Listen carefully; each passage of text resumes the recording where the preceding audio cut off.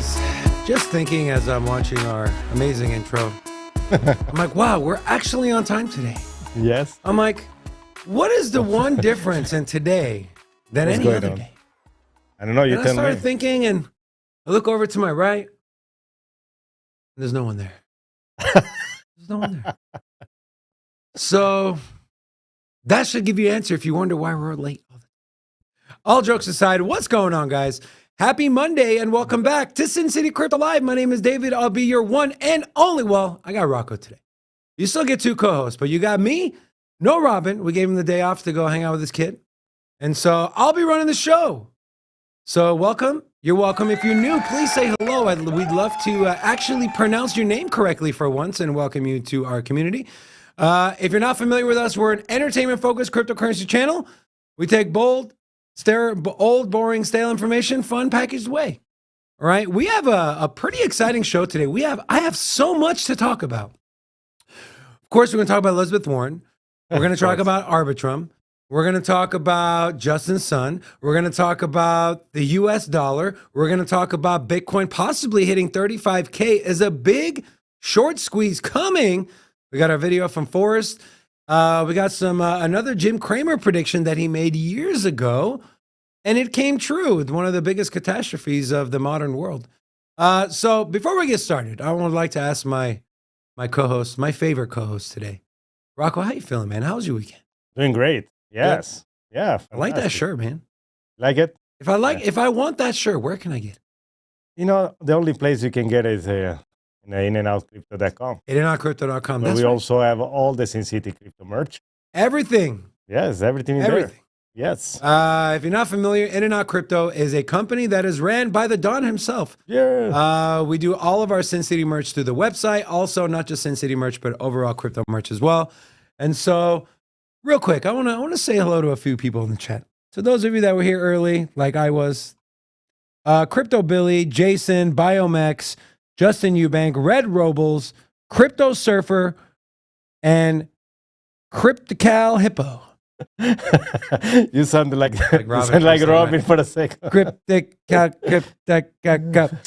To all of you, welcome, guys. We hope you had a great weekend. I want to start with what I mentioned earlier, which is Jim Cramer. The man is, well, technically he's not undefeated. He's actually defeated. But Inverse Cramer is undefeated. And so everything this man says is the opposite. So this is actually tweeted by not Jerome Powell. This was Jim Cramer on April 11th stating, this ship is unsinkable. Well, we all know what happened on April 12th. Jim Cramer, look, I never grew up on Jim Cramer. I know, Rocco, was it you or Robin? You guys mentioned that you used to I watch watch him. I watched That him was for you, a long right? time. Yeah. What, I you mean, think he like trolls, or you think he actually is just really bad at forecasting? No, the thing is, he goes through so many stocks. I've been watching him a long time ago. It was a place to go for, entertainment. It was very fun. It was different. Everything Yeah. else was boring, but he had CEO as a guest, and they were, the thing is, this guy goes through so many people and so many stocks. He's bound to That get is- a few of them wrong. There is no way he can get it all right. So you think if they focus more on his correct picks, it would be more balanced? Because all I see is the stuff he gets wrong. Yeah, that's the thing. You know what I'm saying? So, but it's still fun to make fun of. It's I remember I bought an NVIDIA when nobody cares about the GPU. The stock? Was not even mining. Yeah, the NVIDIA stock. that was You're because of talking Jim about- Cramer. It was I was watching him. Yeah, Okay. Fair Google, enough. Apple. Okay. Yeah. Yeah. Well, we like to make fun of him, so don't. Really Yeah, it's fun. It's fun as It's hell. very fun. And so, Rocco, not everyone is smart. Jim Cramer, we can argue, is he smart? Is he not smart? But I've always thought of a way, like, how do you tell people they're not smart? How do you tell them they're stupid? Well, leave it to Master Yoda. So this is tweeted by Haley Lennon. How to tell people politely, how to tell someone politely that they are stupid. You say, quote, wisdom has been chasing you, but you have always been faster. So, Robin, if you're watching, wisdom has been chasing you, my friend, but you just have been faster. So compliments to you, my friend. And then we have some news from Italy. So this is touted as amazing news. So this is from Peter Sweden. Italy has banned insects in pasta and pizza. They have put warning labels on food with insects. They are banning lab grown meat. And they said to, quote, preserve the food heritage of Italy. And we know, like, I'm not even kidding, we know a lot of the food that you guys like to enjoy originated from Italy. They're banned ChatGPT AI, and there's a new law to preserve the Italian language. My opinion, the most beautiful language that exists out there. What are your thoughts on, and I want to ask you about two of the things, right? Banning lab-grown meat and the ChatGPT AI. You know, I'm not sure the last time you were in Italy or if you still got family that lives out there. I believe you do. But what's the feeling on this AI thing? You think more countries are going to start doing this? What are your like? I think so. And a couple of things. I'm not sure if this is a law already or it's just a proposal. I don't know. But one thing about the food, banning lab-grown meat is probably, for Italy, it's very important. Yeah. Because we have so much outsource of food and organically grown material that if you start to grow, like, like the pharmaceutical part, if you synthetic drugs instead to use natural stuff, I can see that. Right. ChatGPT, in Italy, I think ChatGPT can help a lot to disrupt corruption. And being a very old country, I will see that as a threat to government and have people wake up a little more and have access to more information. Right. I don't see that. Yes, I can see more that GPT-1 to be true than the rest. I hear you. Yeah, and this whole lab-grown meat thing, we're not going to talk about that in it's detail. It's like a synthetic form. I don't know. In Italy, it will be blasphemy. I'm telling you, for sure. In label on food and insects, I don't know about that. Yeah, I don't know about that either. I was like, I didn't know it was legal to have insects in pasta. I know. Well, there are some cheese in Sardinia that comes with larva. It's very regional things. But I don't think it's referred to the Italian food. I think it has to be mostly referred to the people that are coming from other country and they are now be part of Italy and they probably don't know the rules and they have an insect in the recipe or whatever. No, I think that's what it is. Listen, mofos, you're not putting insects in our damn pasta and you're not using lab-grown meat, all right? In the pizza. They're not putting the pizza. Yeah.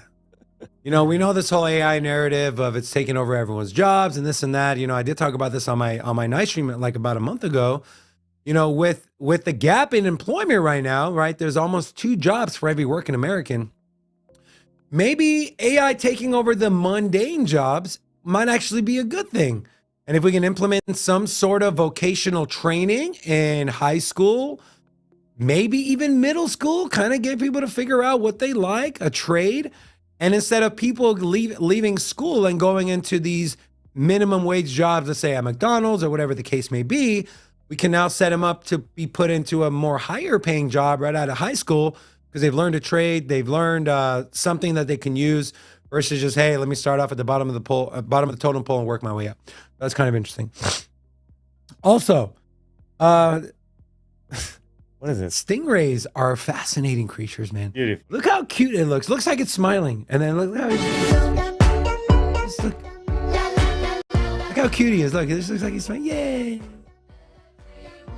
So cool. Oh, man, that's pretty cute. And then this was interesting. So this is from Rowan Chung on Twitter. Music producers are going to go crazy over this. This is ChatGPT for creating and editing music. So I'm just going to play just a few seconds of this. Is pretty interesting.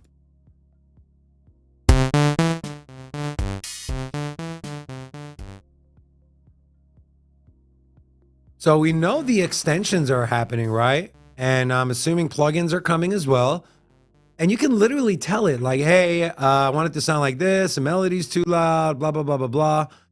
And it gives you commands and you just click on it and it fixes it. So what do you think this is going to do to the music production industry? I mean, I don't think it's going to replace, excuse me, I don't think it's going to replace producers, high-end producers.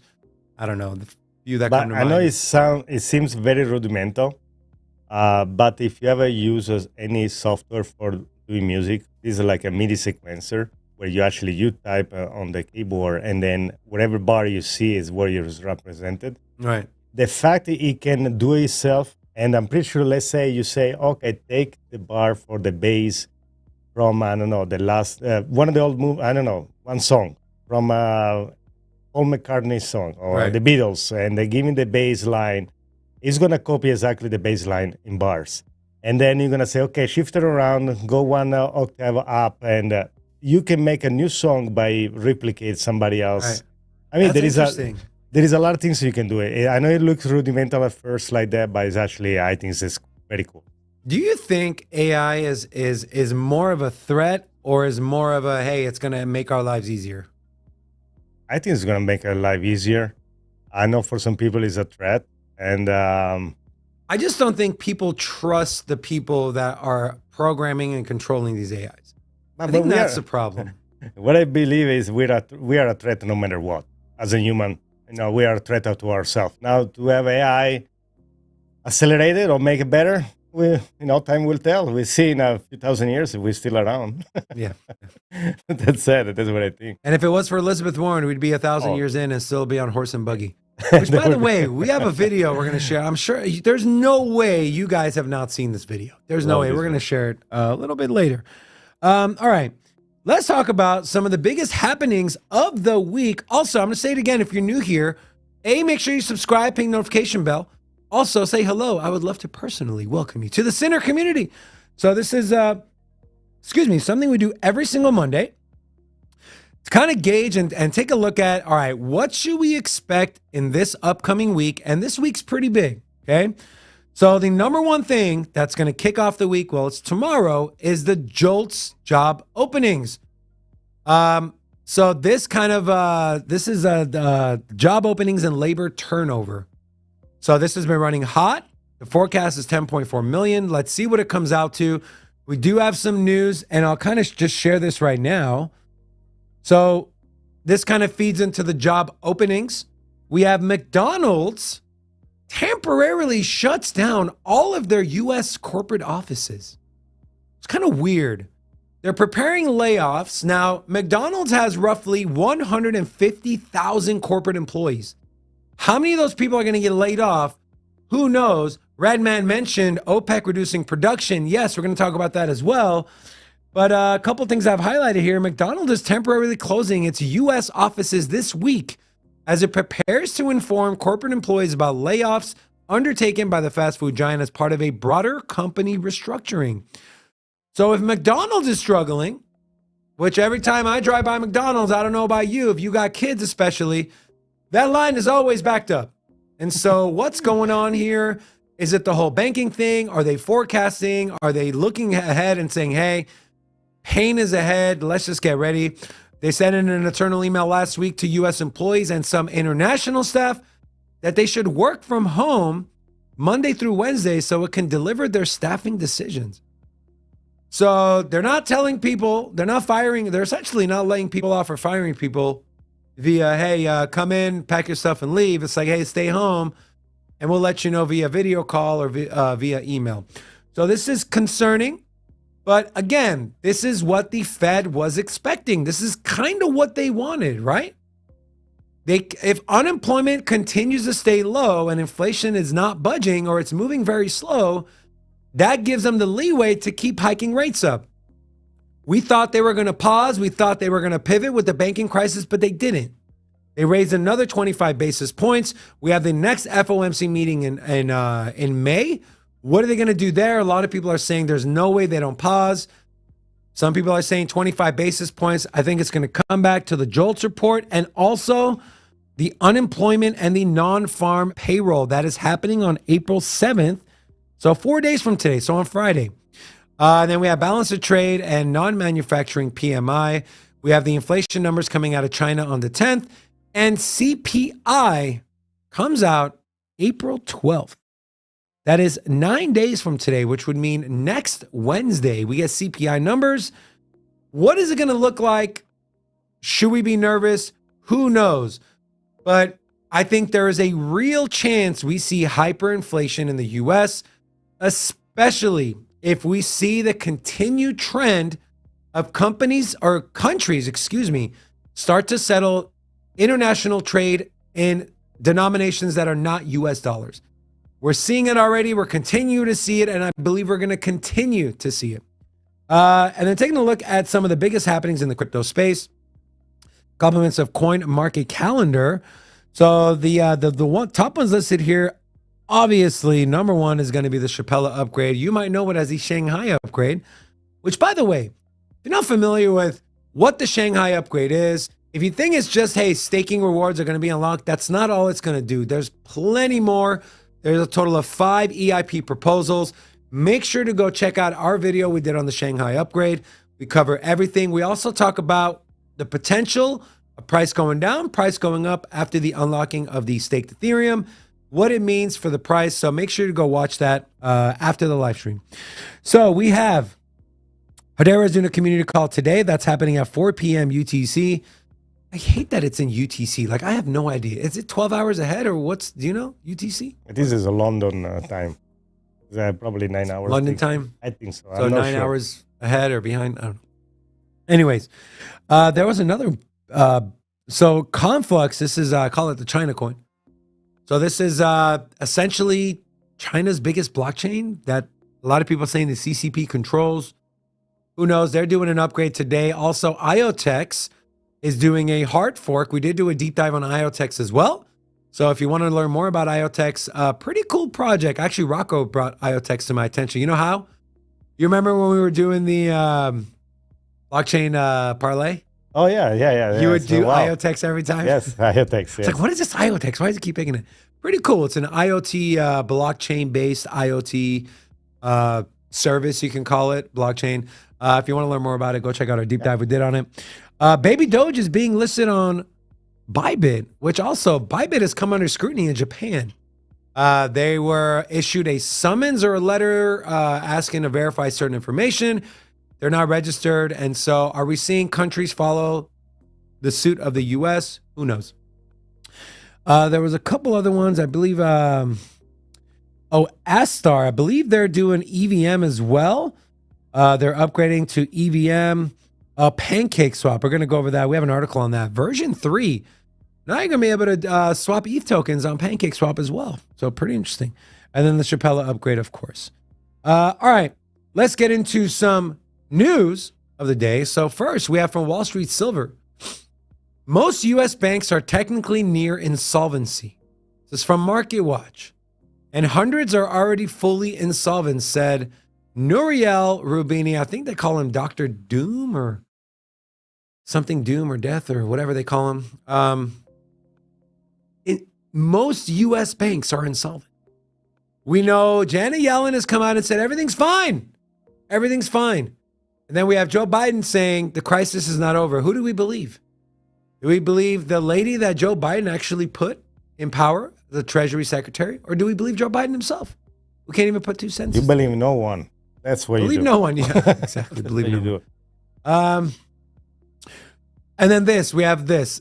This is from BitcoinNews.com. That's their Twitter handle. $363 billion worth of deposits were removed from banks in the first 3 weeks of March.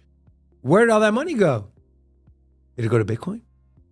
Is that why we have people like Elizabeth Warren who are trying to shutter crypto because they know where the money's flowing to? Money's flowing to precious metals. Money is flowing to hard assets, hard currencies like BTC. This is from the Fed. The St. Louis Fed is from a government website, okay? And this is net deposits. Obviously, we've seen a big drop down in deposits. And this follows this news. This is insane. UBS, okay? UBS is the one that bought Credit Suisse.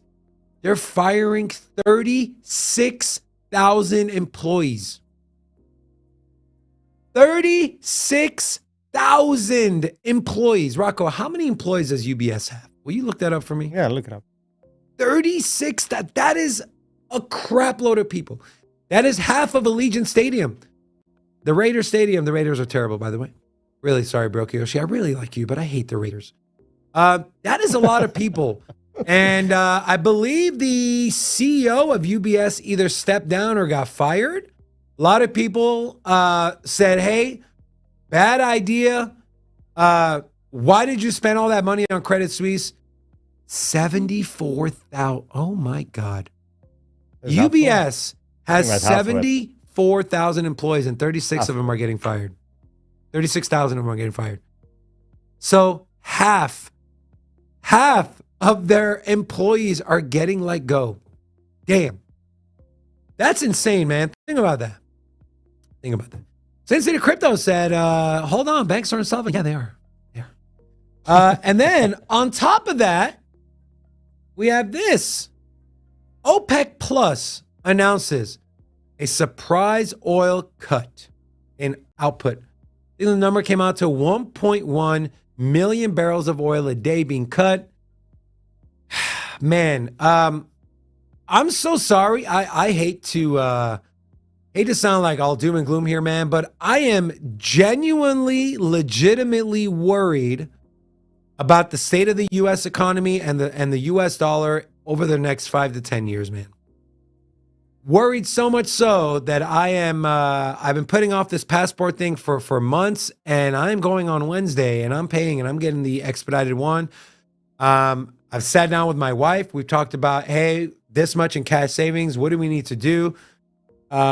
Because, man, if all that money, the U.S. dollar from overseas starts flowing back into the U.S., with all the printing they're doing, bailing out these banks.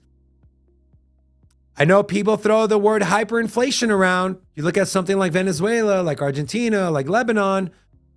Don't think if countries start settling trade in currency outside the US dollar that's not a possibility here. It definitely is.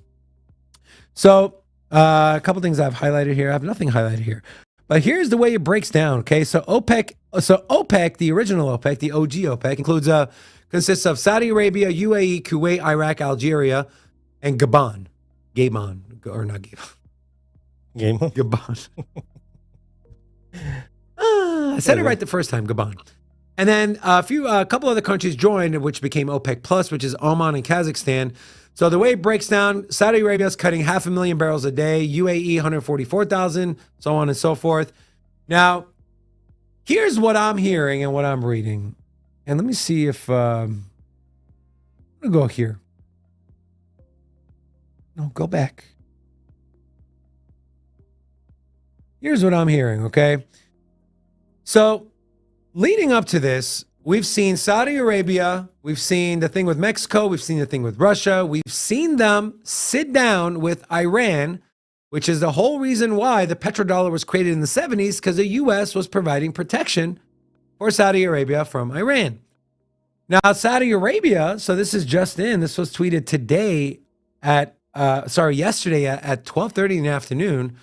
Saudi Arabia to adopt economic strategy without U.S. dependence following decline in relations under the Biden administration. Now, here's what happened, okay? So we know the United States of America has been depleting the strategic petroleum reserve for about 3 years now since the COVID-19 pandemic. And rumors were that Biden told Saudi Arabia that if the price of oil starts to decline, don't worry, we will bring in that demand because we need to replenish.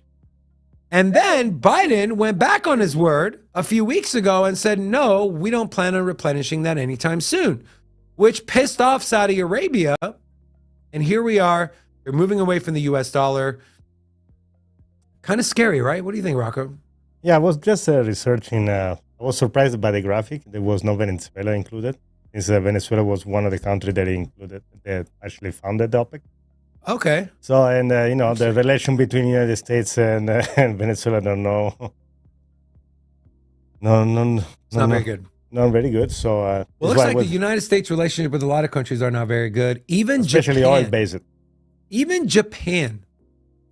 So if you guys remember, when the whole sanction thing with Russia, the Nord Stream pipeline went down, the U.S. and their NATO allies came together and said, hey, we're going to put a cap on the price of you can buy Russian oil. The cap was $60 a barrel. And up until now, up until this news, you were looking on the screen here. Every country abided by these rules, except now Japan has officially broken the pact with their allies, which includes the U.S., and has bought Russian oil above the price cap. So, are we seeing our own allies even saying, hey, we're sick of the U.S. controlling global monetary policy essentially through sanctions because the U.S. dollar is the world reserve currency? Are even our allies getting fed up? Because what Japan essentially did was saying, screw the alliance, screw what we agreed on. We're going to do what's best for our country. I'm not saying that's wrong. I'm not saying that's wrong. But are the days of countries and governments having full faith and trust in the U.S. government and U.S. monetary policy to drive the global economy forward, are those days gone? What does that mean for the U.S. dollar? Something to ponder. I want to take a quick break. I want to see who we got in the chat here. Yeah. See if there's any new people here. See any new people in here, Rocco? New. No new people. No, okay. Yeah. Satoshi Nakamoto's in here. Satoshi's here. That's right. All right. Let's move on to, as I mentioned earlier, my wife and I were talking. We're like, okay, so if we're worried that cash can get hyperinflated because all this money maybe starts flowing into the U.S. again from overseas and just floods our entire economy with dollars, what do we do? So one of the, obviously, gold was brought up. Of course, Bitcoin was brought up. And here's the reason why gold just doesn't work. 2 New Yorkers try to leave Brazil with 77 pounds of gold in their luggage and were arrested. Now, that might sound like a lot of money, but it's like less than $2 million.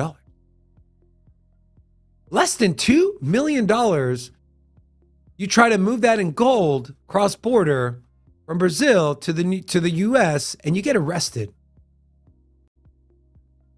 What other way are you going to store your wealth? If you're in the United States of America and you have $3, $4, $5 million in, let's say, your 401k, or let's say an IRA, or let's say an investment account, and you're sitting in dollars and you're worried, you're like, okay, I am legitimately worried about US dollar dominance. I think we're going to see hyperinflation. You're on the Balaji side, blah, blah, blah, blah, blah. What are you going to do? Yeah. You're going to buy gold? Okay, fine. What if you need to move? What if the U.S. starts crumbling and you have dual citizenship, or you were born overseas and you want to go back to your country? What are you going to do? You're going to lug around hundreds of pounds of gold or thousands of pounds of silver overseas to what? To get stopped? To get arrested? But you know what is crazy about this news? It's not like they're two smugglers or two criminals. It's the 2 New Yorkers. Are these criminal people or just normal people? Not as far as I know. So the fact that just regular citizens, right? Yeah. So the things that there are limits when you transfer money. You can have more than $10,000 cash. Yes. Okay. So because you gotta pay tax or something like that. As a precaution, somebody stops you. Let's say you own a mine of gold. I don't know. Let's say these guys are legit. Okay, they want to bring their gold. I know there are better way to move money, but that's make you think about it. No, you're gonna get stopped. They're gonna take your money away, and now you try to flee the country for any reason, and now you're stuck. You have no more money. I know.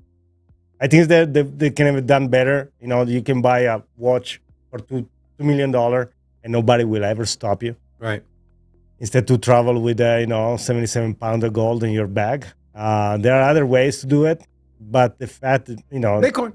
Yeah, let's go back, to Bitcoin. If you really want to learn 24 words in your head, and that's it. 24 words, memorize them. Or if you don't want to do 24, if it's your ledger, if you have a ledger, it's more than just Bitcoin. So yeah, otherwise, exactly. Trezor is only 12 words. Yeah, I was thinking, to have somebody. I think I was talking to you, right? To have a tattoo, some of the word in you, some of your word in your kids. I know it's bad, but all together you get the 12 phrase. If you don't remember or something happened, I guess. Some people, what they did was they have these little micro capsules and they engrave them in there and they put it under their skin. I don't know. I mean, I saw a there's documentary, that, one guy did that. I'm not saying that's what you should do. But the point is this. If you want an out, okay, and you're like me and you're genuinely concerned about US dollar and the value of the dollar, we know the government is debasing the dollar. We know the value of the dollar is going to start going down. And what we're seeing happening in front of our very eyes is the US dollar is losing dominance on a global stage. So you got to sit there and you got to have a plan, right? You got to have a plan. You'd rather be prepared than have something slap you directly in the face and you have no idea how to react. At least if you're expecting to get slapped in the face, like, all right, if I get slapped in the face, this is what I'm going to do. Bam, bam, bam, bam, bam. And gold is not an option, man. I'm sorry. If you have a vast amount of money, you're not going to lug around 20, 30, 40 pounds of gold in a luggage case, especially if there's pandemonium and people are deciding to leave. Dude, who knows what's going to happen? So Jimmy said, not illegal to travel with gold, just have to declare it. I get it. But they were arrested. Like, I'm sorry, I'm trying to leave. I'm not trying to stick around and answer questions. All right, let's get into crypto. Yeah. Where's crypto at? Where's Bitcoin? So we have Bitcoin. Well, let's start with the overall crypto space here. $1.167 trillion, extremely low volume on the 24 hours, under 40 billion. That's pretty low. Bitcoin dominance still at 46.4%. ETH dominance holding steady at a little over 18%. Bitcoin has been teetering between 27.5 and 28.2. Coming in right at that $28,000 mark, up 3.86% over the last 7 days. ETH barely holding over $1,800. We have Tether is approaching $80 billion in market cap.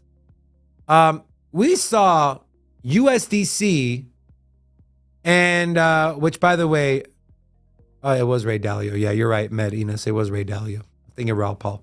Yeah, Ray Dalio. What Med Enos is saying, Ray Dalio's theory about USD might be true. He's talking about a video and a book he did called the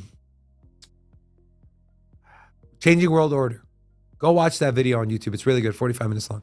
But what I was saying is we were seeing USDC start to take market share, and Binance stablecoin as well, BUSD, start taking market share away from Tether. Tether was down to about 60 billion in market cap.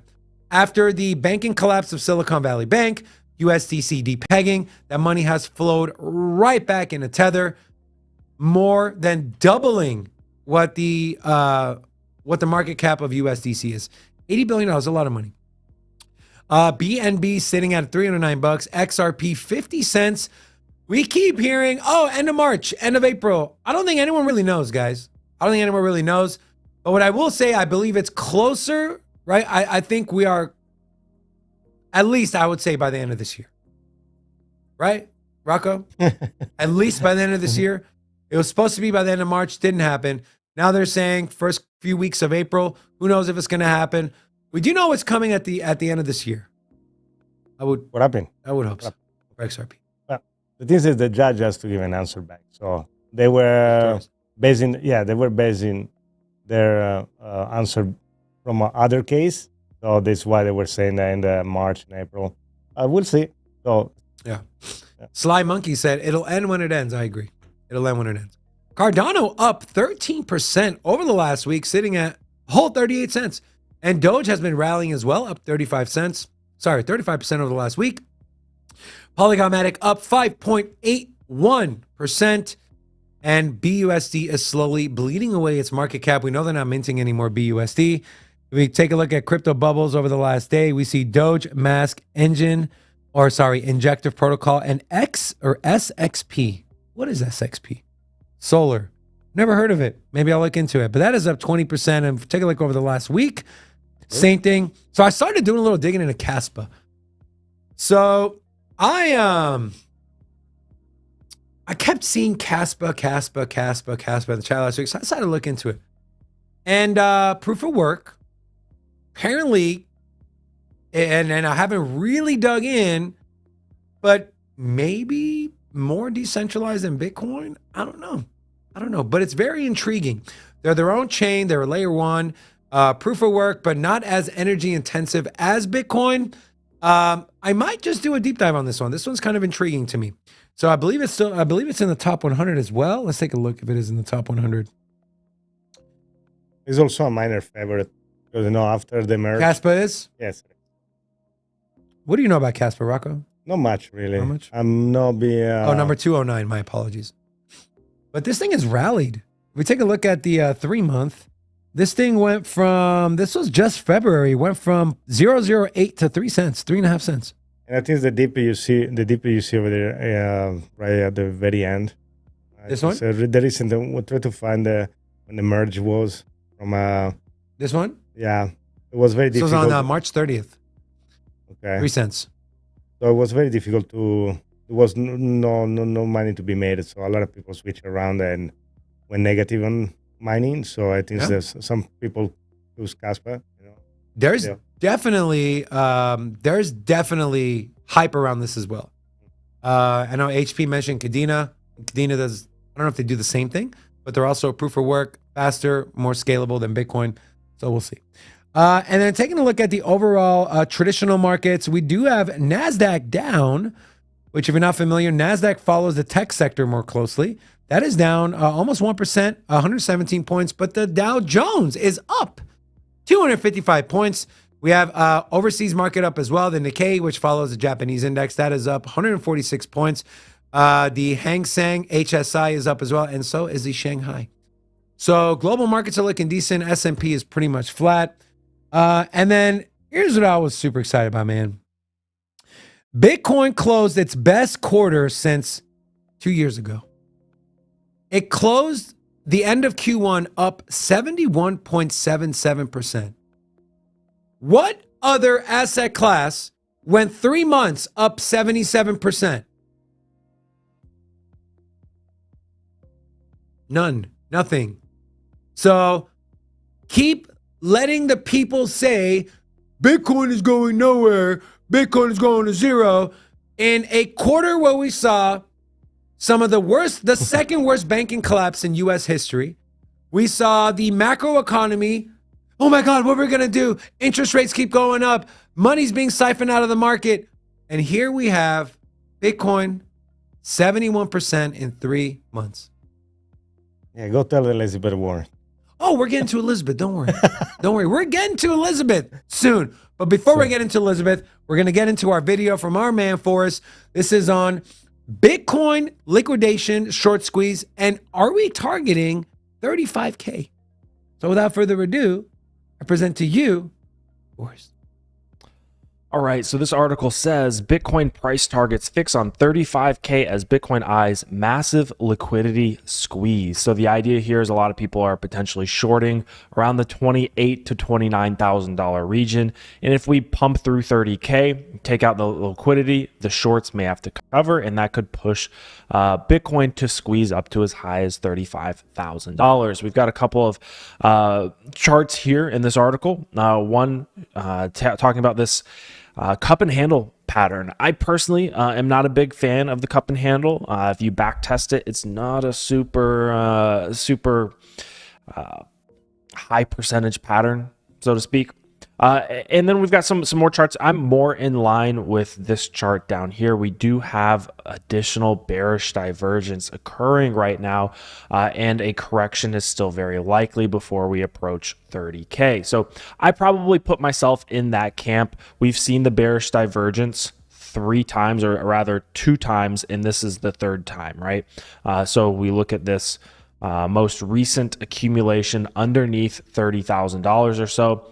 And we are forming bearish divergence. But really one of the reasons why I do think it's likely to retest the top of our 25K range, or potentially take a dip down to around 24K, is because CZ from Binance is running out of money.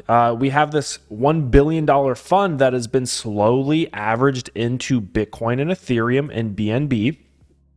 And it's only got $112.5 million left. Which is still a lot, but around 90% of it has been deployed at this point. And you can kind of see what that looks like in the chart. It's just steadily been buying and pushing the price upwards. But once that steady buy pressure decreases and goes away, we could see a correction down to the 25K region or so.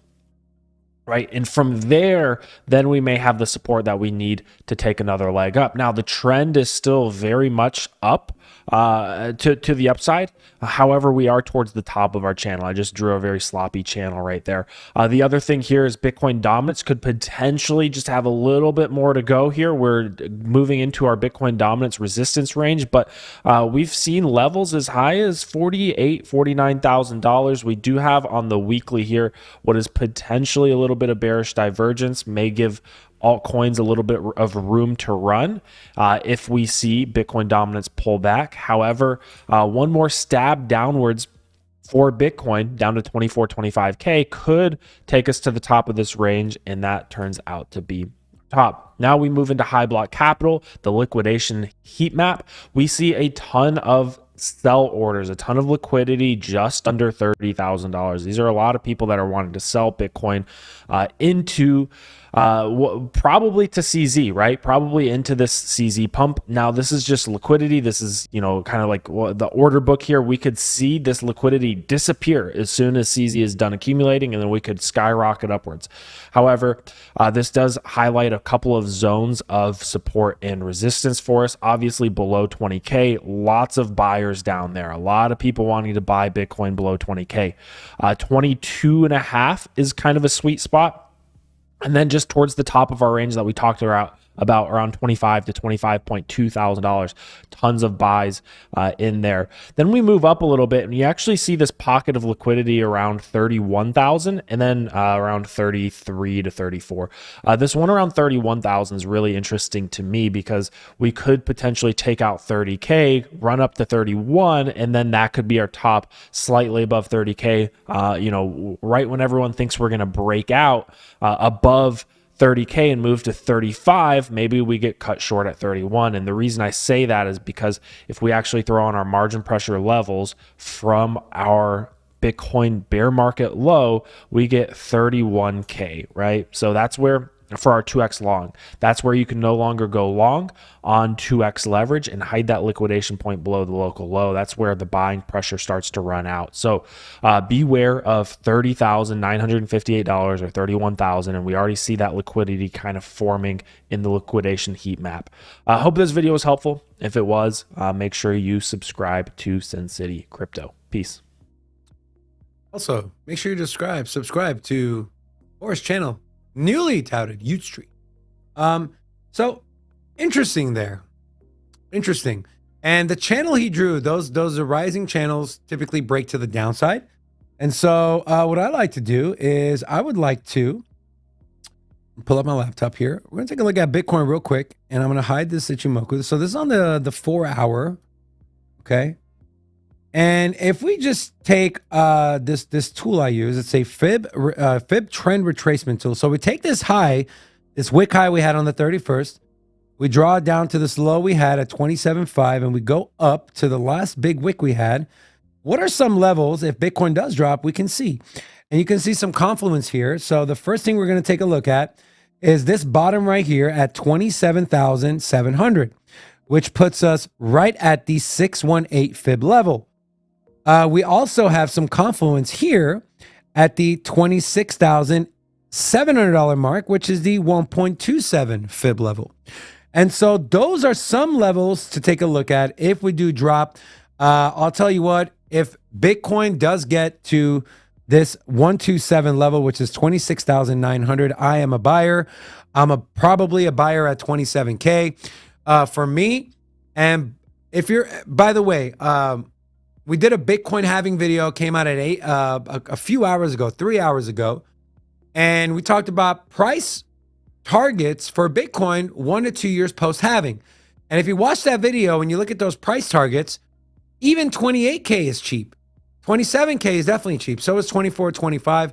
And so I personally, this is my personal strategy. I am moving, not all, but I'm moving a vast majority of my fiat into Bitcoin over the next few months because I am worried about the US dollar and what that's going to happen.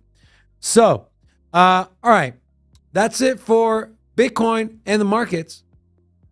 Let's take a gander at, first let's take a gander at the chart. Yes, I said gander. We had 180 people in here and only 83 likes. Where's that stupid like button thing? Where's that like sign? Let's give a little love to the chat. Like sign. I'll pick that up. Thank you. No, thank you. You're a good man. While Rocco's doing that, I want to see if there's any new people in here. Say hello. Thank you, Rocco. Abdi Adrin has been here before. I believe is my friend from Sweden. And I don't see any really new people in here. So if you're new here, please say hello. Love to welcome you. Robin, who's supposed to have the day off, said, how much Bitcoin can I buy with $2,000 if the price is zero? I don't know. I would ask you, but you're not here. Also, hit the like button, guys. I'm losing my voice. Hit the like button. Please help us out. If you like the stream, hit the like button. Why? The algorithm likes it. And when the algorithm likes it, they show other people our channel, and then we grow as a community because we're in this together. I want to do a 1 and 2 real quick. So, Boris talked about Bitcoin dominance. Do you guys think we'll see a 50% Bitcoin dominance this year? And keep in mind a few things. Keep in mind the banking issues that we're seeing and we're going to continue to see. Think about the whole BRICS currency, right? It's backed by commodities, and some of those commodities include Bitcoin. So, do you think as people start to exit the fiat system, people start to depend less on the US dollar, we're going to see more money flow into Bitcoin, and we'll get to that 50%. Put a 1 if you think yes. Put a 2 if you think no. So Bitcoin dominance, 50% this year. Yes. 1, 2, no. All right. Let's move on to some of the news for today. So the theme of today's show, and you saw it on the thumbnail, was Bittrex, one of the OG US crypto exchanges. They are shutting their US operations. It's kind of sad, man. Kind of sad. Because like I mentioned, Bittrex was an OG. This is a statement directly from Bittrex. Excuse me. Let me take a quick sip of water here. Dry mouth. Real quick, Leroy said, define Bitcoin dominance. How much of the market cap is in Bitcoin? So if the total crypto market cap is $1 trillion, okay, and Bitcoin's market cap is $500 billion, Bitcoin's dominance is 50%. Pretty simple. But good question. That's the case. Also, if you don't understand anything I'm talking about, please, don't feel like stupid question. Don't be ashamed to ask. This is what we do here. We educate each other. I don't know every single thing. So if I don't know something, I'll tell you I don't know, but I'll find out. But if I know, I'll be more than happy to share. Have also the community know, or you can join the Discord, and you can find a lot of people that are knowledgeable that can help you out. That's right. Join our DS. That's a good point, Rocco. Join our Discord as well. If you're a well member, we have our own separate Discord as well. But this is a direct statement from Bittrex. As a direct result of continued regulatory uncertainty and a lack of interest from U.S. regulators regarding sensible policies, let me make this smaller, that will foster innovation and enhance the American economy, Bittrex U.S. has made the difficult decision to wind down and will close its U.S. operations effective April 30th, 2023. All customer funds are safe and can be withdrawn until that date. The sad reality is that while policymakers and regulators in jurisdictions around the world work with digital asset exchanges on shaping the future of the global economy, their U.S. counterparts are seemingly committed to extinguishing the industry and sending it overseas. We are truly grateful for the support of our U.S. customers and team during the last 9 years. My co-founders and I remain committed to growing Bittrex Global, which operates and services customers outside the U.S. only, providing its customers across the world with the safest, most secure, and the most compliant exchange on the market. We also heard rumors that Coinbase, and of course, they've been looking to expand overseas, but they're looking to set up a global crypto hub outside the U.S. We saw news that Gemini is setting up a derivatives platform outside of the U.S. Why do you think they do so, instead of harnessing and helping build, grow, contribute to a burgeoning technology that is going to change, even if you try to outlaw it in the U.S., it's going to change how things are ran in the U.S., how the financial system operates in the U.S. And instead of harnessing that and helping it grow and having some say in the direction of it, I'm not saying they can control it, at least have a say, bringing innovation and intelligence into the U.S., which also would bring tax dollars into the U.S. economy. You're pushing it overseas. Why? Because of 4 people. Gary Gensler, the FDIC president, Elizabeth Warren, and Joe Biden. You can't stop crypto innovation. Crypto and Bitcoin are inevitable, right? Like Thanos. I am inevitable. That's a Bitcoin could talk. That's what he would say. He or she or whatever. Bitcoin and crypto is inevitable. And I used to say that Bitcoin, and let me find this real quick. It's pretty interesting. I used to say that Bitcoin, where'd you go? You want to add also Peter Schiff to the list. I think it's all the people that own banks. I kind of like Peter Schiff, man. Believe it or not, I like Peter Schiff. Where did that freaking article go? Which one it was? It was about, right here. And we used to say, unless you shut the internet off, you can't stop crypto. Well, now you can't even stop it if you shut the internet off. Because according to Crypto News, Zero Sync and Blockstream make it possible with satellites in space. So you can do Bitcoin transaction without the internet now. Bitcoin infrastructure firm Blockstream has partnered with Zero Sync Association, which is a nonprofit in Switzerland, to broadcast Bitcoin ZK proofs via satellite. Bitcoin nodes will be able to sync from any location on Earth, including those with poor internet coverage, in fractions of a second instead of hours or days. So you used to be able to stop Bitcoin if you shut the internet off. Now that's not the case. It makes sense.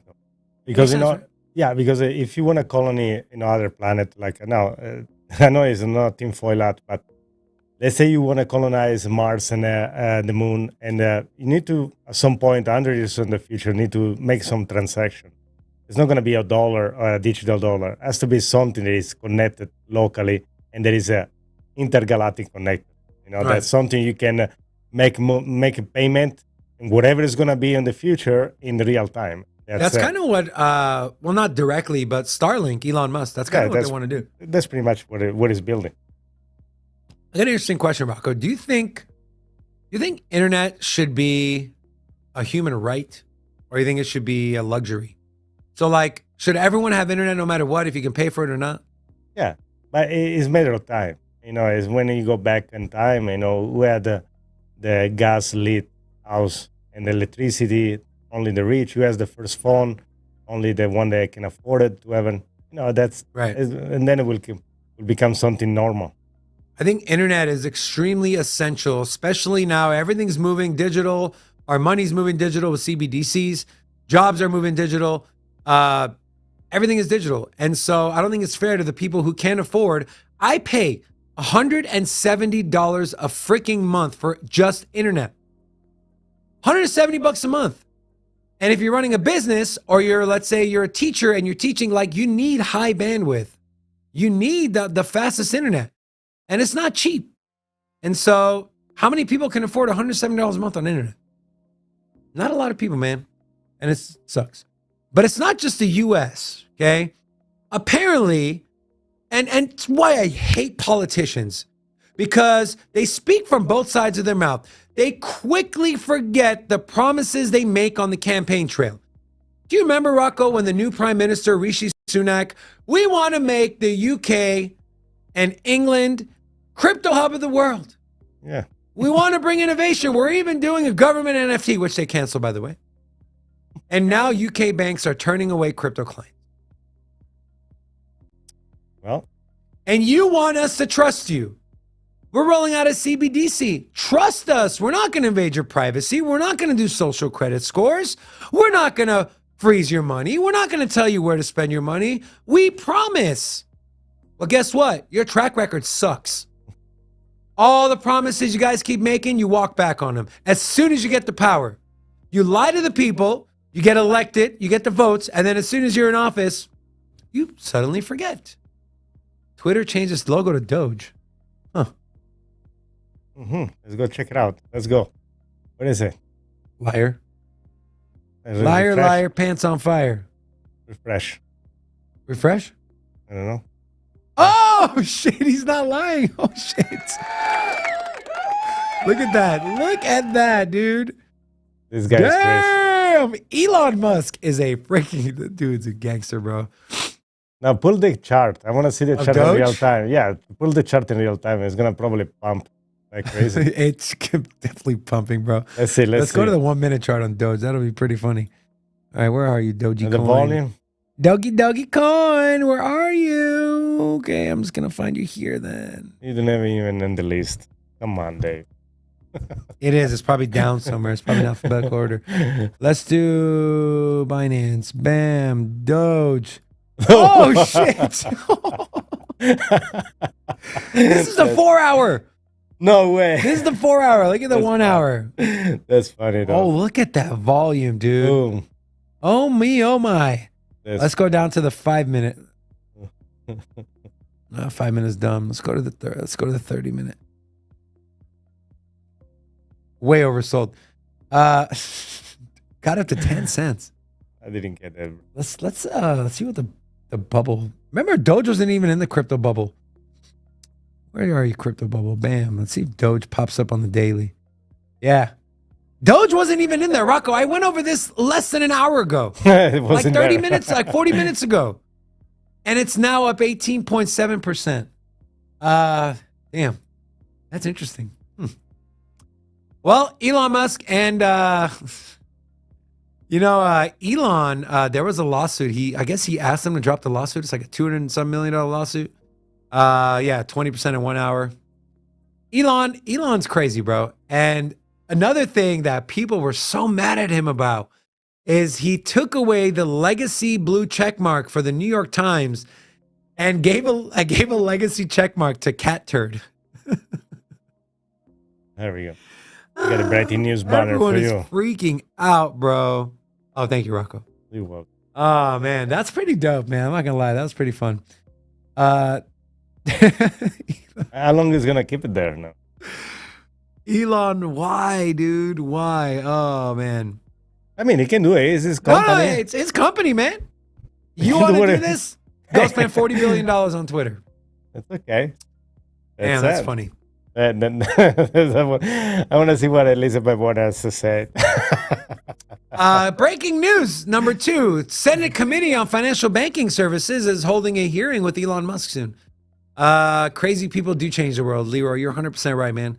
People call you crazy in the beginning because it's so unfathomable what you're talking about, and then next thing you know, 10 years later, like, oh my god. But Rocco, let me ask you a question. Do you think this is a good thing for the crypto space or stuff like Doge, those things to be front and center versus like what blockchain can actually do, what Bitcoin actually does? What's your take on that? I think this is a part of the evolution. We won't be here if it was for Doge, if it was for all the other stuff that is part of the crypto. That's what it is. It's also adoption, and also it's gonna bring a lot of news, a lot of buzz all around. And I think it's all good. I think that's part of the evolution of the crypto world environment and ecosystem. I think it's just gonna help. And again, it wouldn't be one without the other. Right. If it would just Bitcoin and nothing else. Right. But I guess here's my other question, right? If money's flowing into the crypto space because of meme coins like Dogecoin or Baby Doge or whatever you want to call it, like, is that what we want? Right? Like, we want to be taken serious, right? Bitcoin, hedge against inflation, hedge against government policy, hedge against monetary policy, right? Ethereum, changing the world with blockchain, NFTs, changing digital identities, changing the supply chain. And we have all this money flowing in because of meme coins. Yeah, also, but the money are not enough. I mean, the flow of money, even for a meme coin, is not enough to be considered. We are irrelevant. And now we start to be relevant to the banks and to the monetary fund and everything. But otherwise, we are still a small cap, it's $1 trillion is nothing. Right. When we are in the quadrillions, we start to pass the gold. And then, we get bigger and bigger, and then maybe, okay, we need to get a little more serious. But I think stuff like this just helping. How long do you think it's going to stay on for? I don't know. That should be the nice 1 and 2. to ask the chat what they think. How long is gonna Elon Musk keep the Doge? I don't know. What number should we put out there? A week? I don't know. That's Guys. Elon. Elon. What is gonna change it back to? Put a 1 in the chat if you think the Doge replacing Twitter is permanent, or do you think it's temporary? Put a 1 if you think it's permanent. Put a 2 if you think it's temporary. Here's see what you guys think. That's I don't know. That's messed up. What's your vote? No, I think it's temporary. I don't Temporary? Yeah, I think so. Well, too. maybe you can see something and say, okay, now it's the logo. Maybe next is the payment method. Who knows? Well, Yeah. I don't know. Well, This guy, Twitter is doing the kind of what Reddit is doing, where they have you can spend fiat dollars, you can buy their little coins. I don't know if they're called coins, but they're like badges and stickers that, you know, if people post something, you can reward them. Like Facebook has stars. So, but it has nothing to do with crypto. It's their own thing they're doing, but who knows? Maybe those will be implemented there. All right. So UK banks are turning away crypto clients. So it's a source from Cointelegraph. Crypto companies are facing difficulties accessing banking services in the United Kingdom. Of the few banks still working with crypto firms are requesting more documentation and information about how they monitor client transactions. So essentially, what we're seeing happen in the US, they're coming out and saying, no, we're not telling anyone to not service crypto, except if you do service crypto, you're being targeted. We need this, we need that. What are you doing? Where's your money? We're going to look into it. We're going to come down to your corporate offices. We're going to, and some banks are like, hey, we don't want that headache. We don't want to deal with it. Is that what's going to happen in the UK? I don't know. Challenges include having applications rejected, accounts frozen, and overwhelming paperwork. The move goes in opposite direction of the Prime Minister's plans to prioritize financial technology disruption and make UK a global crypto hub. So far in 2023, VC investment in digital asset companies dropped 94% in the UK, according to PitchBook, against a 31% increase in other countries in Europe. Earlier in March, HSBC banned crypto purchases via credit cards for retail customers. So it's not just in the US. Looks like it's his US allies as well. No bueno. And then we have this news. Justin's son, His Excellency. You're not familiar? Justin's son on his Twitter page says HE. And that stands for His Excellency. So that's what he likes being referred to. I'm not going to refer to him like that because he's just Justin's son. He had an ambassador role at the WTO, World Trade Organization, and that is ended. It's done. Tron's founder, Justin Sun's tenure as Grenada's ambassador to the World Trade Organization came to an end on March 31st. The end of Sun's diplomatic status comes shortly after the SEC accused Justin of fraud and market manipulation. And I think that's all I had highlighted here. So it's not just, hey, we're cutting off banks within this. It's reverberating down the line as well. Voices that were important and contributing to our space and to blockchain and to crypto are now being gone. They're being silenced. They're being excommunicated, pushed out of our space. Yes. All right, let's talk about Arbitrum. So Rob talked about this on the show, on his rant ramble yesterday. I'm going to take a sip. Robin, how do you just talk and talk? I can't. But I'm going to. I think I got my boy Rocco here. Where are we at on the likes, Rocco? I can't pull it up on my... Actually, I can. We got 214 people, 125 likes. That's about a 47.6% ratio. Rico, we get it. You miss Robin. He'll be back on Wednesday, bro, okay? Robin will be back on Wednesday, Rico. Okay? It's going to be okay, man. It's going to be okay.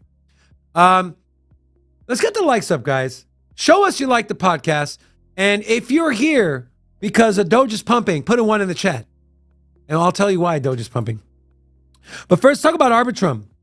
So let's start here. So if you missed what happened with Arbitrum, okay, so if you're not familiar with Arbitrum, They're layer 2 on Ethereum. They finally launched their token. They did a token airdrop, and it's not used for gas fees. It's not used for anything except a governance token, right? And the governance token controls the DAO treasury. A DAO is a decentralized, autonomous organization. Okay? Decentralized, no one controls it. Autonomous, it's automatic. Organization, it's a group of people.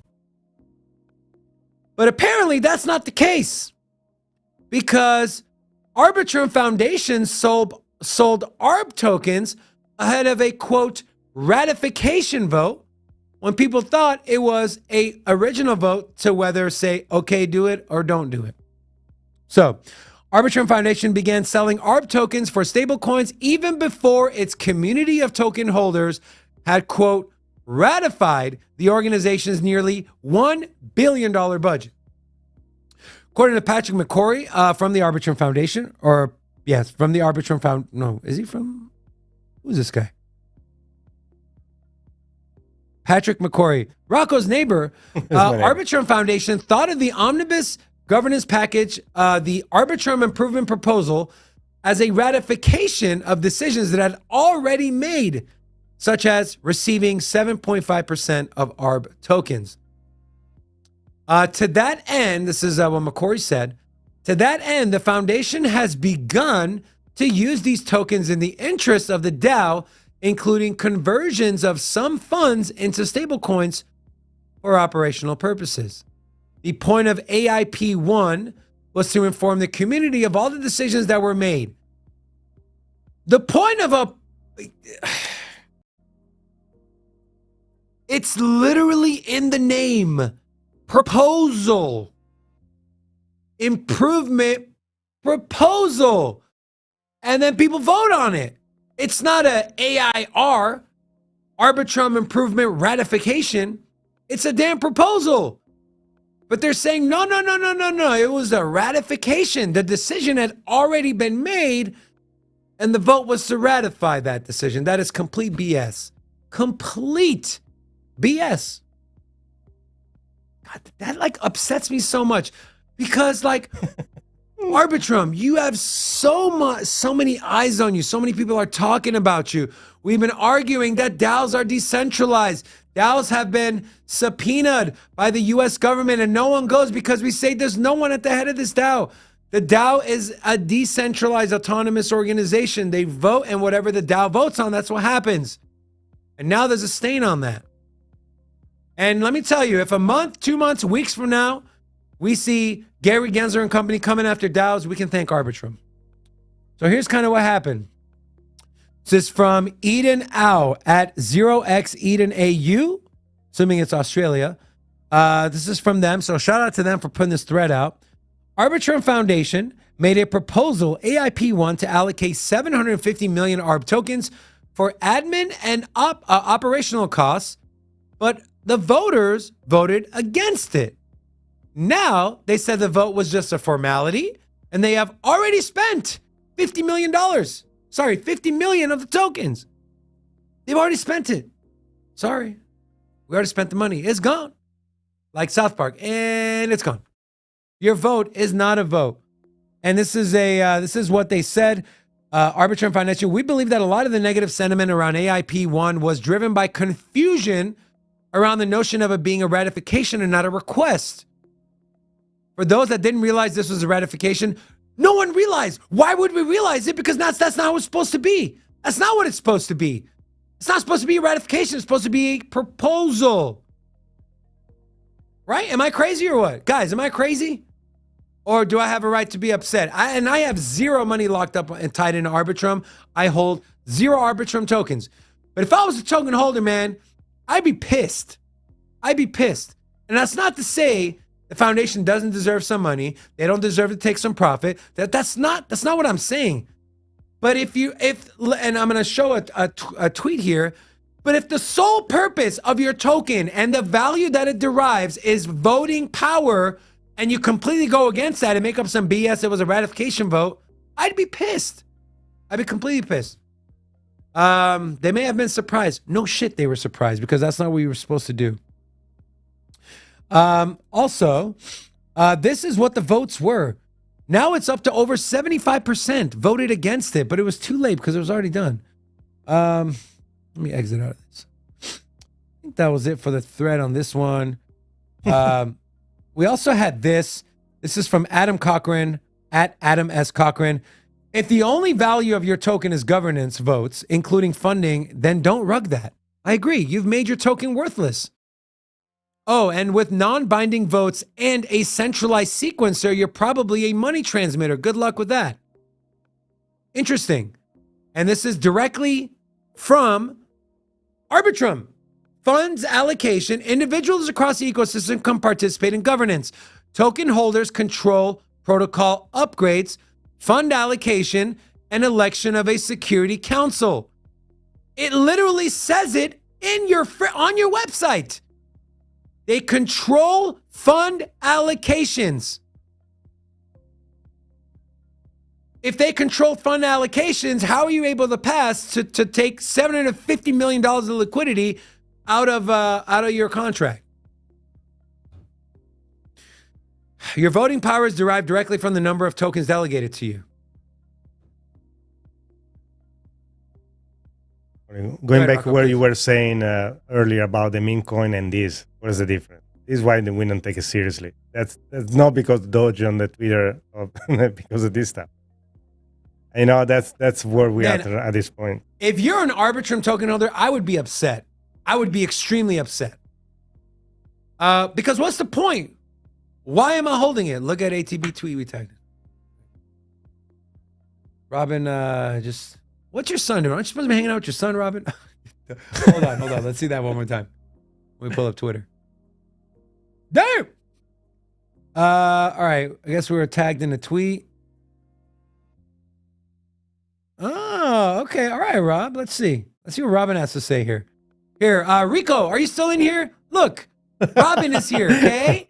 Robin's here. Rico, all right? what did you do? Ready, go. I'm just a little concerned. You know your boy, he's super bullish on Dogecoin. And so what kind of crazy projects is he going to come up with? How much is he going to go all in on integrating Doge into Twitter? It wouldn't surprise me if all of a sudden the bird on the Twitter logo changes into the Shiba Inu dove. That would actually be...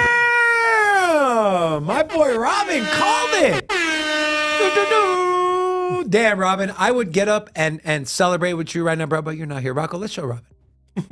Who gonna do? You know what? You know what, Rocco? Let me say good job to Robin. I'll be right back, okay? Where are you going? Good job, Robin. No, all jokes aside, man, that's pretty badass. Yeah, Let's go back good. to the video. It's not done yet. Let me rewind it, actually. That just... It wouldn't surprise me if all of a sudden the bird on the Twitter logo changes into the Shiba Inu dove. That would actually be crazy. That's another 10% candle there. Well, the 10% candle. Try a 20% candle, Yeah. Deezy. Yeah, You it was know a 20%. Let Robin, do me a favor, bro. Tweet that out. Tag Elon Musk. And if you're watching, go tweet that out. We want Elon Musk to respond or retweet that, please. That was from literally months ago. Robin, tweet it, tag Elon, everyone in here, go and retweet that tweet once it's up. I will put it on there. Let's get Elon Musk to engage with our Twitter. That'd be awesome. And when was this? 6 months ago. 6 months ago. Let's go, man. That was awesome. We nailed it, guys. We nailed it. That's right, babe. Yeah. Okay. And then let's get back to, well, first, let me see if we have any new friends in here. Yeah, let's say hi to some people. We got somebody new here. Who we got new here, Rocco? Tony C, Manky Sandals, Wick 589. Rico, Manky finally. Sandals. Rico's happy. Rico, I'm happy. Rico's you're happy, happy bro. now. Rico, I'm happy you're happy, bro. Who else we got in here that's new? If you're new here, say what's up or hello. I would love to welcome you personally. Morton Matt DD. Morton Matt MM. I believe he's new here. I haven't seen him here. I think that's, Yeah. I think Now that's in it, this right? channel, guys, you can find premonitions like crypto. Like I don't Robin. think you say it. And yes, if you have some astral requests, if you're when Sagittarius is gonna be the next Bam. bull All right. run. So So I'm gonna retweet this. you wanna do that live. Okay, Yeah, I'm gonna retweet this, and I'm gonna tag a link. go for it. Big Rob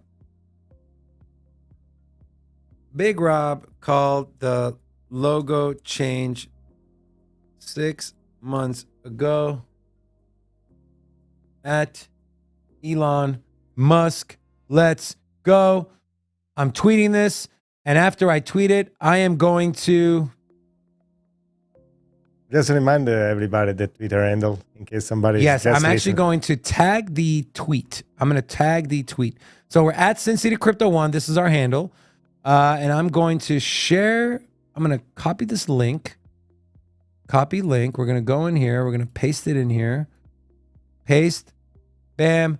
Rocco, will you tag that to the top, or will you pin that to the top of the... Pin that to the top, please. Just the Twitter handle, or you got the link? Icon, the comment I put on there. Oh, the comment. Yeah, I dropped the link in there. Just pin that link that I dropped in there. Bam. There we Yeah, go. man. That's There we that, go, guys. that's now.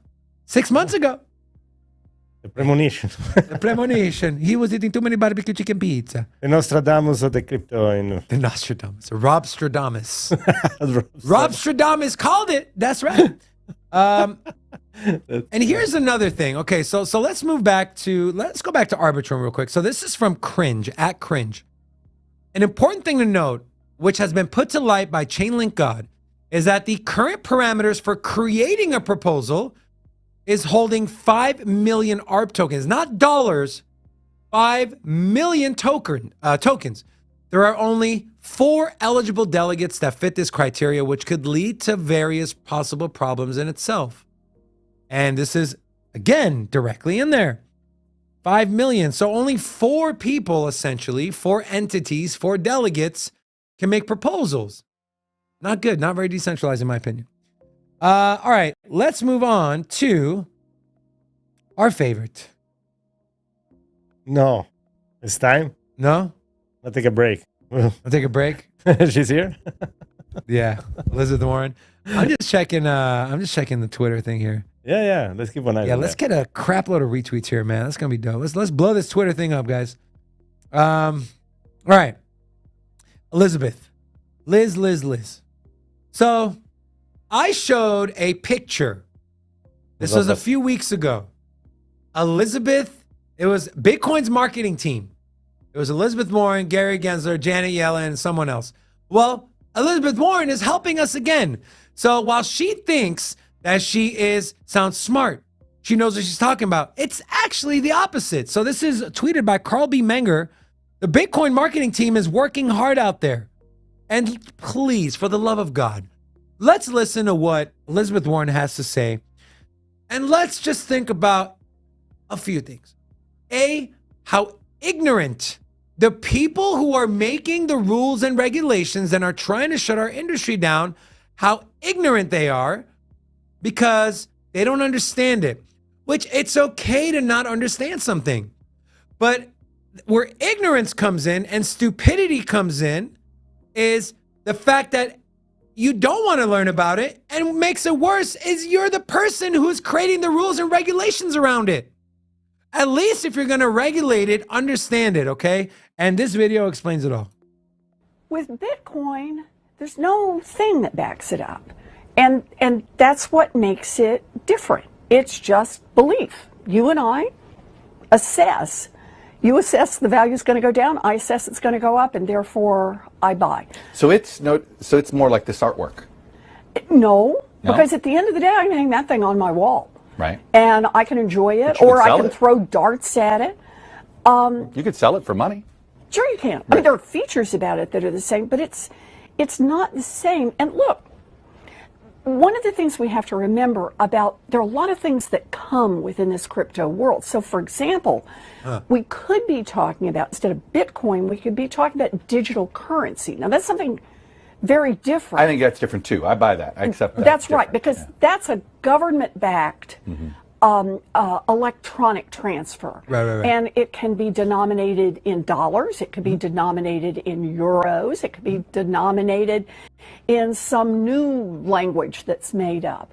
Right, made But up. that has something that backs it up. It has a government that says if at the end of the day there's a run on this stuff, everybody wants theirs out, the United States government promises there will be something to back it up. Yeah. And that's what banks are about. There'll be somebody there to back it up. Right. But with Bitcoin, that's not the case. No way. There's not a bank that backs Bitcoin? Oh my God. So if everyone decides to like pull their Bitcoin out, no one backs it? Oh my God. Oh my God. It's a joke. It's a joke. It's a complete and utter joke. It's a disgrace. Please, for the love of God, if you live in Massachusetts, I'm thinking about just moving there or buying a home there and registering there and voting. If you are a voter in Massachusetts, or you have friends, or you have family, or you have a teacher, or you have anyone, excuse me, please, for the love of God, vote this lady out. Vote her out. Bitcoin and art are different because I can throw darts at my art.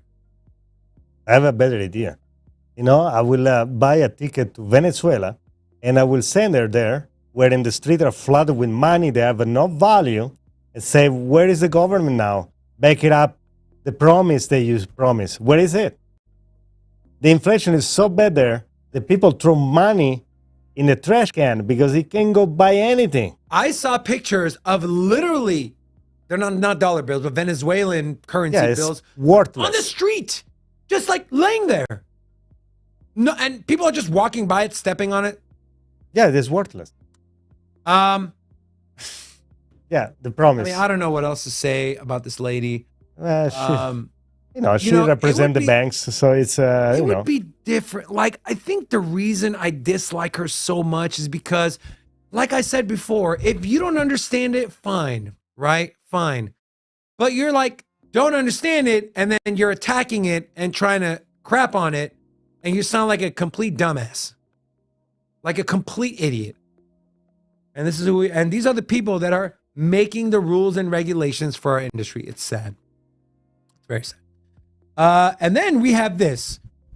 So if someone says crypto is not backed by anything, crypto is just gambling, crypto is nothing, crypto is BS, crypto is magic internet money, I want you to show them this. And we tweeted this February 21st. So the lady you're about to watch is Emily Choi, who is the CTO or C something O for Coinbase. Okay. She did a master class, and this is what she said. Listen. Crypto is decentralized digital money. It is built on the blockchain. It is designed to be native to the internet. Why is it freaking out? Try it again. Maybe it's just go full screen. Decentralized digital money. It is built on the blockchain. It is designed to be native to the internet. A blockchain provides an ongoing, constantly re-verified record of the transactions that are happening within a network. And it's designed to tap into this network of participants. So everyone is constantly checking their work.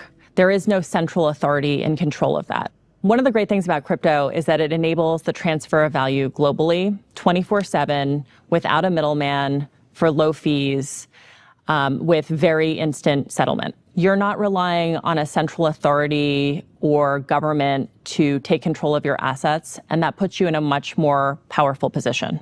Crypto doesn't care who you are, where you're from, what race you are, anything like that. It's agnostic.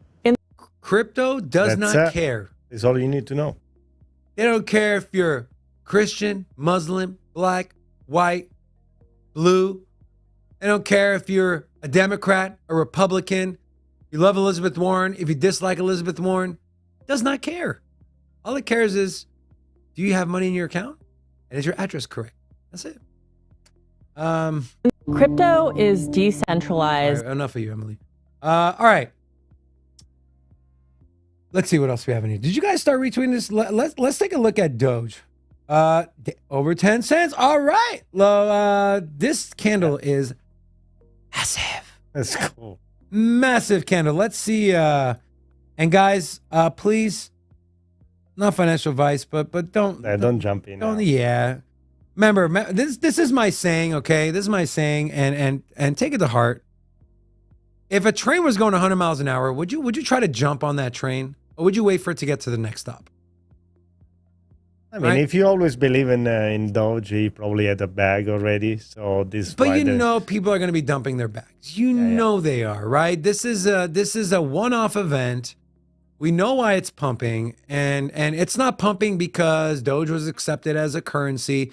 It pumped because the thing changed from a bird to a dog, and it's probably going to get changed back to a bird. And when that happens, or even before then, you know there's going to be a sell-off. So if you've been waiting for Doge, just don't jump on this 100-mile-an-hour train. Wait for it to get to the next stop. It will get to its next stop, okay? But yeah, this thing, this 1 hour candle, from open to where we are now, 30%. Yeah. 30%. Look at that, wasn't it? Shiza. Damn. And SHIB is kind of pumping too, 6%. Of course, SHIB is also the mascot is a Shiba Inu dog. So, yeah, pretty interesting. But anyways, so this is Elizabeth Warren. Staying on Elizabeth Warren. This was her last week, or on April 1st, April Fool's Day. She calls for the U.S. to create a CBDC. U.S. Senator Elizabeth Warren, Democrat from Massachusetts, says it's time for the U.S. to create its own central bank digital currency. By the way, I got a CBDC video coming out very soon. And it's going to talk about everything you need to know about CBDCs. The good, believe it or not, there is possible good, and obviously the bad. So it says, a lot that banks do wrong. If you think we could improve that in a digital world, the answer is yes, sure you could. But in that case, let's do a central bank digital currency, Warren said. Yes, I think it's time for us to move in that direction. Responding to Todd's question on whether Bitcoin will face at minimum being regulated like a commodity, Elizabeth responded, I think it's going to end up getting regulated. Okay. Using the subprime mortgage financial crisis as an example. Yeah, that's a great example because, Bitcoin is the same as what the banks did in lending to people that shouldn't have had money lended to. Same thing, right? Same exact thing. Yeah. Makes a lot of sense. Idiot. On whether the senator saw crypto as this decade's real estate bubble, she said, quote, the whole digital world has worked very much like a bubble works. What has it moved up on? It's moved up on the fact that people all tell each other that it's going to be great. Just again, like it was on that real estate market. Yeah, sure. How many times did people say real estate always goes up and never goes down? I don't think anyone's ever said that. Hey, you want to pull Elon Musk Twitter? yeah, that's fun. He just tweets. You tweeted ours? Yeah, no, ours, but bro, tweets, you got me excited, bro. But, well, check what he did. It's actually very funny. Oh my God. Dude, Elon. It's the guy, it's the top man. Elon is I'm sorry, man. The dude's got a great sense of humor, bro. Dude's funny, man. It's an old photo. That's great. That's hilarious. Yeah. Oh man, you know what? Can we tweet that video in a reply to this? And I want to just thank Abdi Aden for pointing out that Elon Musk tweeted. Yeah, thank you, Abdi. Appreciate it, man. Dude, Elon's dropping hints. Look, he tweeted this 16 hours ago. That's an old photo, and then we have this. I love it. So it was plenty. He didn't do the April 1st, so he waited a couple of days. Maybe that actually he thought about it.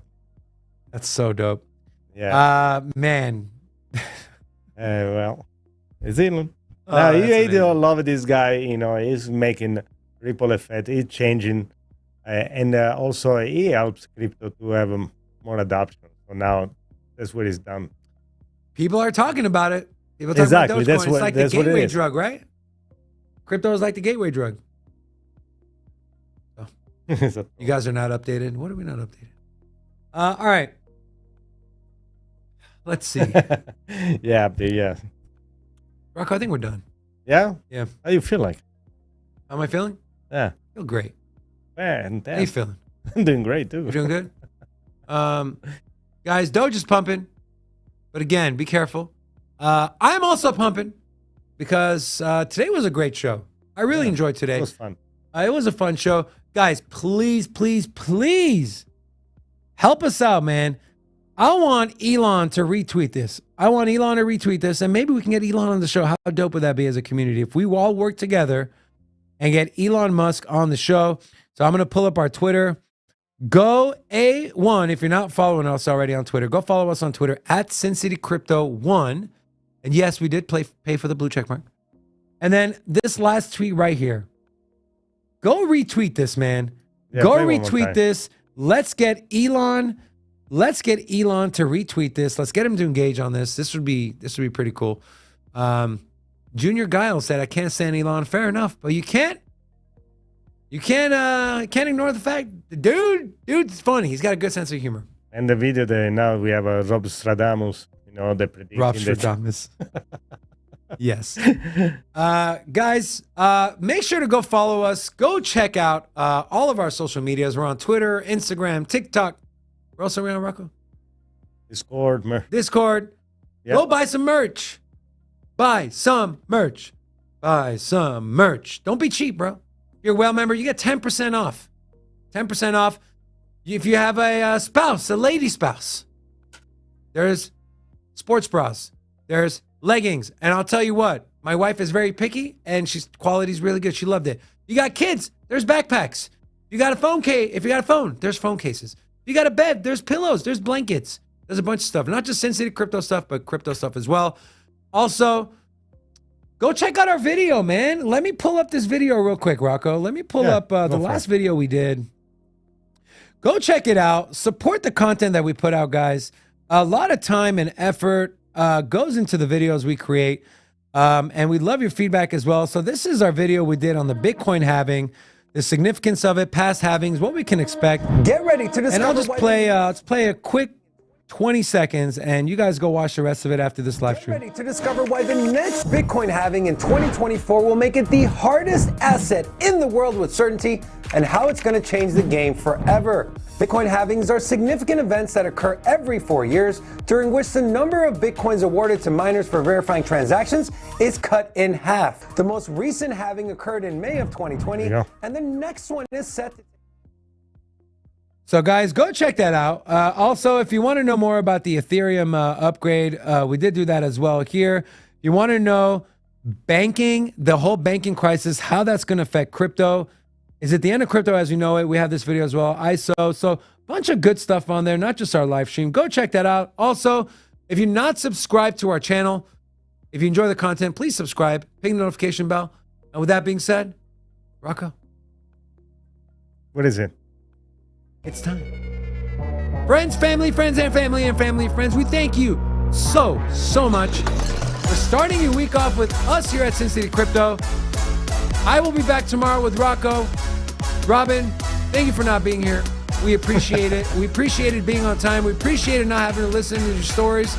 All jokes aside, guys, on behalf of myself, Robin, and Rocco, we love you guys. Thank you so much for joining us. Until tomorrow, peace. See you.